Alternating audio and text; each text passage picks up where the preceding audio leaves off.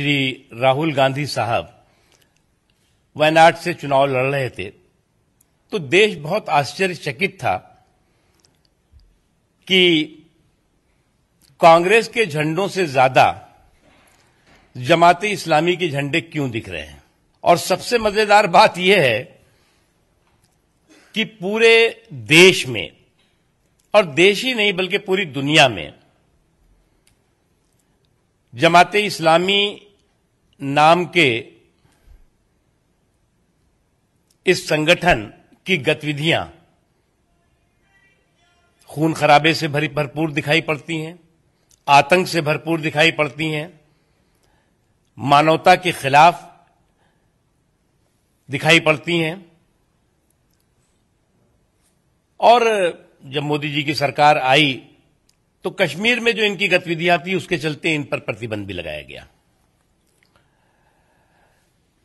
अभी कांग्रेस की सुविधा के लिए जमाते इस्लामी ने एक राजनीतिक दल का भी गठन कर डाला है, जिसका कि नाम शायद कोई वेलफेयर या क्या पार्टी रखी है, वेलफेयर पार्टी रखी है, ताकि वो बता सकें कि साहब जमाते इस्लामी से तो हमारा समझौता नहीं है, लेकिन ये जो वेलफेयर पार्टी है ये हमारी दोस्त है। ऐसे संगठन जो आतंकवाद को बढ़ावा दे रहे हों, आतंकवादी संगठनों और उनकी जिहादी मानसिकता को प्रमोट कर रहे हों, उनका कांग्रेस के साथ रिश्ता कांग्रेस की इस मानसिकता, बदली हुई मानसिकता को प्रदर्शित कर रहा है। कांग्रेस पार्टी जो अपने आप को सेकुलर पार्टी अभी तक कहलाई जाती थी, अपने को कहती थी, वो जिस तरह से रेडिकलिज्म को सत्ता की लालच और ललक में रेडिकलिज्म को बढ़ावा दे रही है या रेडिकलिज्म को संरक्षण दे रही है या स्पॉन्सर कर रही है, मेरा आरोप है कि स्पॉन्सर कर रही है, वो अपने आप में बहुत खतरनाक मानसिकता है। सरकार, आप देखते होंगे कि सुबह से लेकर शाम तक हमारे जो परिवार का घोंसला और पप्पू का चोचला, तो परिवार का घोंसला और पप्पू के चोचलों से भरपूर ट्विटर सुबह सुबह दिखाई पड़ता है आपको। हम सरकार से ये पूछते हैं, हम सरकार से ये पूछते हैं, हम सरकार से ये जानना चाहते हैं। अरे भैया, ये तुम्हारी चोरी चोरी चुप्पे चुप्पे जो ये चल रही है जमाते इस्लामी से, पीएफआई से और संगठनों से, वो भी तो बता दो आप। सवाल के साथ साथ जवाब भी दे दो आप।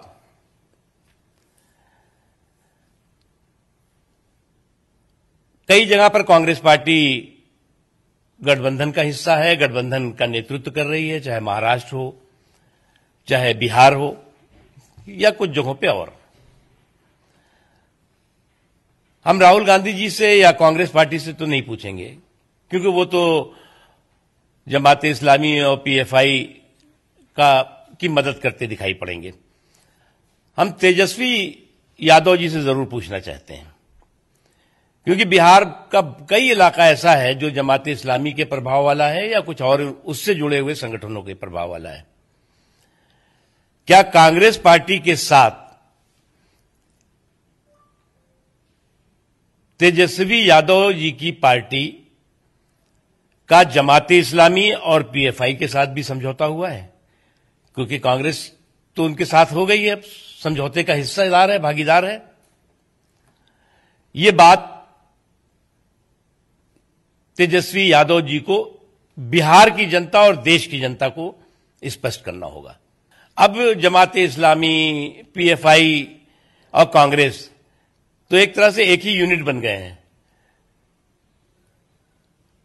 अब ये सेकुलर सिंडिकेट नहीं रहा, ये रेडिकल सिंडिकेट हो गया है। तो इस रेडिकल सिंडिकेट का तो असर जो है वो जरूर वहां भी पड़ेगा। तो वहां की भी सरकार को, खासतौर से शिवसेना के लोगों को बताना चाहिए। ये तमाम ऐसे प्रश्न हैं जो गंभीर हैं और राष्ट्रीय सुरक्षा से जुड़े हुए सवाल हैं। हम इसको राजनीतिक सवाल के रूप में नहीं देखते। और कांग्रेस पार्टी सत्ता की ललक में, सत्ता की लालच में इस हद तक गिर जाएगी, इसका अंदाजा देश को नहीं रहा होगा। जनता ने ठुकरा दिया, इनको रिजेक्ट किया लोगों ने। अब रिजेक्ट होने के बाद जिहादियों के साथ खड़े हो जाएं और रेडिकल एलिमेंट्स को जो है वो गले में गला डाल करके रेडिकल एलिमेंट्स को अपनी राजनीतिक बैसाखी बनाएं, ये देश को एक्सेप्ट नहीं है। और हमारा आरोप है कि कांग्रेस पार्टी जिस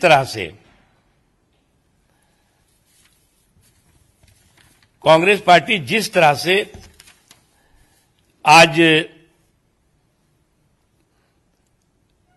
जमात इस्लामी हो या उससे जुड़े हुए और संगठन हो, उनको समर्थन कर रही है।